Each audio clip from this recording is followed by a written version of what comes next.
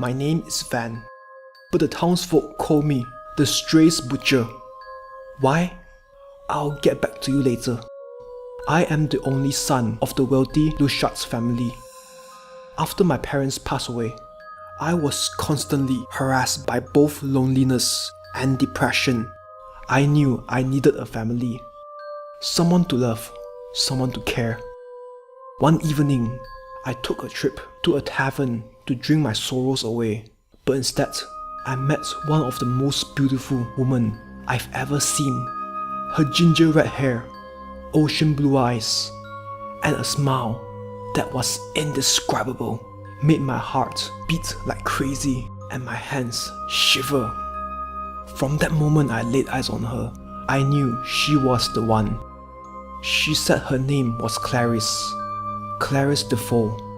I knew living with her would eradicate that loneliness and depression that haunted me every night. To me, she was a goddess. If only I knew better.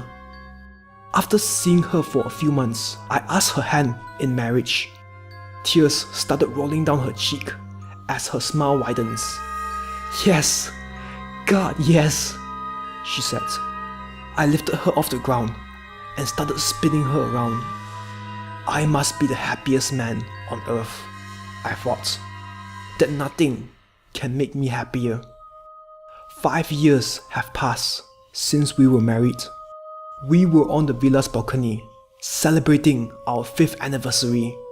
Even though we were married for years, she said she still wasn't ready to raise children, and I respected her wish. If only I knew the real reason why she didn't want to have children. Suddenly, there was a sharp pain coming from my chest. My vision blurred, and I started coughing out blood. Poison, I muttered. As I collapsed to the floor, a 7 feet tall man entered the balcony. He placed his arms around Clarice's waist and said to me, "Vann, how was life living with my wife?" "Wife?" I muttered. He chuckled sarcastically, walked towards me slowly, grabbed me by the shirt, and with one swift swing, he tossed me off the balcony. I remember hearing bones crackling as I hit the rocks before I splashed into the ocean beneath. I was facing upwards when I reached the water. Fate wanted me to see that bastard kissing my wife before I sink into my watery grave. That image of them kissing still haunts me until this very day. I was supposed to be dead, but for some reason, I wasn't. I woke up the next day on a distant shore. I channeled all the strength I had left and dragged myself towards a water puddle. When I was drinking from it, I saw something staring right back at me. It had dull purple skin, a face that was deformed, and bloodshot red eyes. It took me a few seconds to realize that man in the puddle was me. I covered my face with a rock I found on the shore and returned to my hometown. I tried returning to my villa, but there was a huge crowd at my main gate. There, I saw Clarice. Tears were flowing down her cheek as she said to the investigators, "I don't know why. He said he hasn't been happy for a long time. Yesterday night, he just jumped off the balcony. Vann, why?" I wanted to scream. I did not commit suicide. You poisoned me, and that bastard you brought tossed me off the balcony. But then I realized no one would believe me. I looked nothing like my old self. I slowly retreated from the crowd and realized that my life would change for the worse from today onwards. I lost my lover, my wealth, my identity. From one of the richest and most admired men to a life that is no different from the rats in the gutter. Every day, that rage in me was fueled by this empty, meaningless, pathetic lifestyle that whore has given me.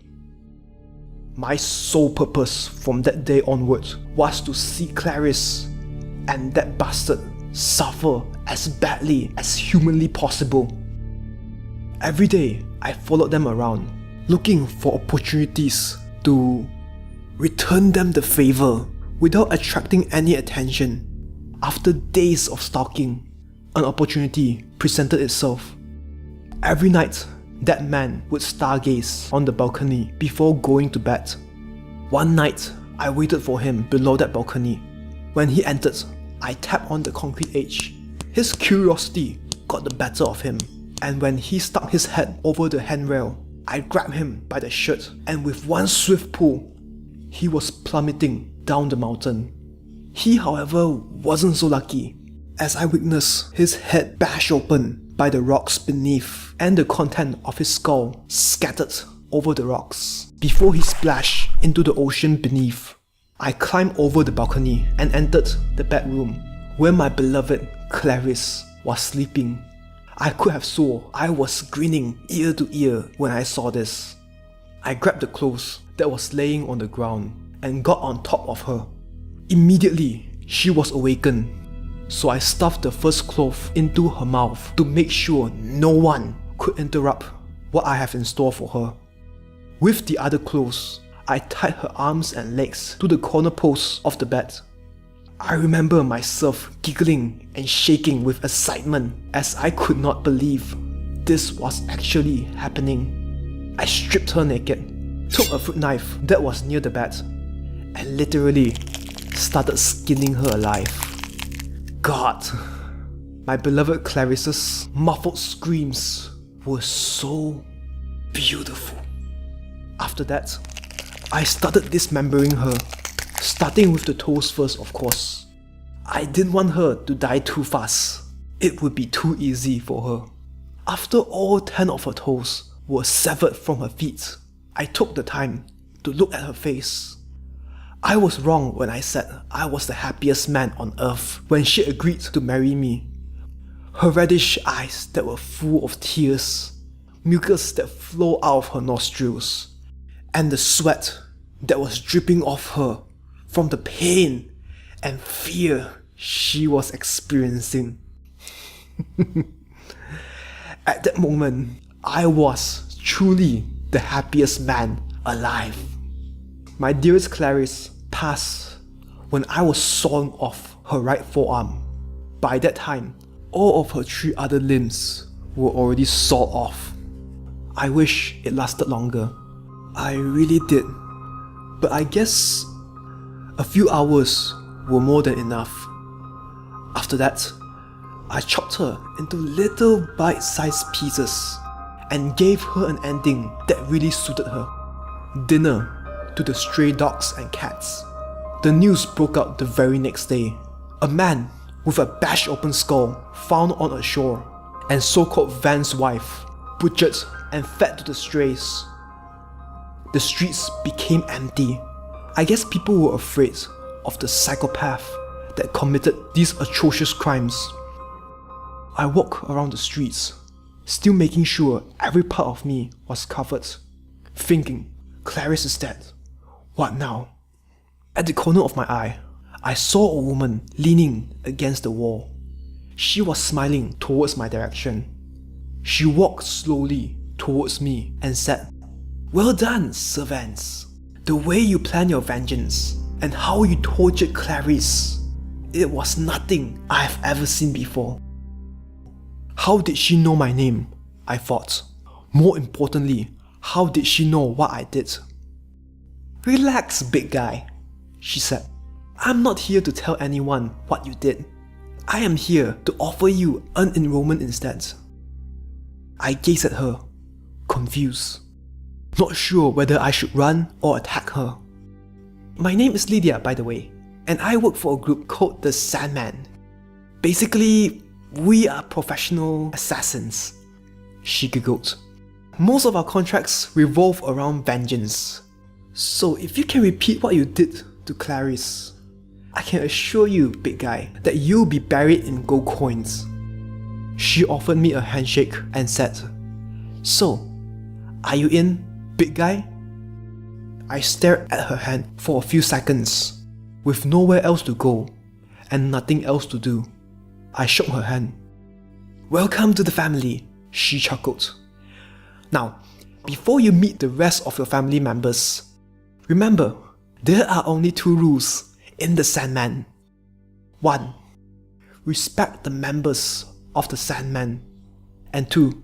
Once you accept a contract, you must eliminate the target. I nodded my head, and that was the beginning of a new chapter in my life. Soon after, the town folks nicknamed me the Strays Butcher, because like Clarice, I dismember and scatter parts of my targets all over town, so every stray could have a decent meal. All of my targets were cheating females. They pleaded how their spouse were just crazy or insecure, and how they were innocent. I can see in their eyes. They were all like Clarice, gold-digging, unfaithful whores. They all deserved the same fate as her. That pretty much became my way of life, until there is one fateful day. Lydia told me someone was willing to pay double for a contract. The client and I agreed meeting under a bridge at midnight. When we met, I introduced myself. I am the Strays Butcher, I declared. Who do you want me to eliminate? A cold-hearted whore that has ignored my love for far too long, he said. I want you to make her suffer. Make her scream for hours before you send her to hell where she belongs. With pleasure, I grinned. She sells flowers near a tavern every evening, he declared. Make sure you dismember and scatter her all around town. Consider her the Strays' dinner for tomorrow, I replied. That evening, I waited for her patiently near the tavern, thinking to myself, how do I make sure this special target's torture session will be as painful and as long as possible? Then I saw someone walking out of the shadows with a basket full of flowers. Usually I smile ear to ear when I see my target, but this time I could not believe what I was seeing. My target was not a cheating, gold-digging, unfaithful whore, but a 7-year-old girl.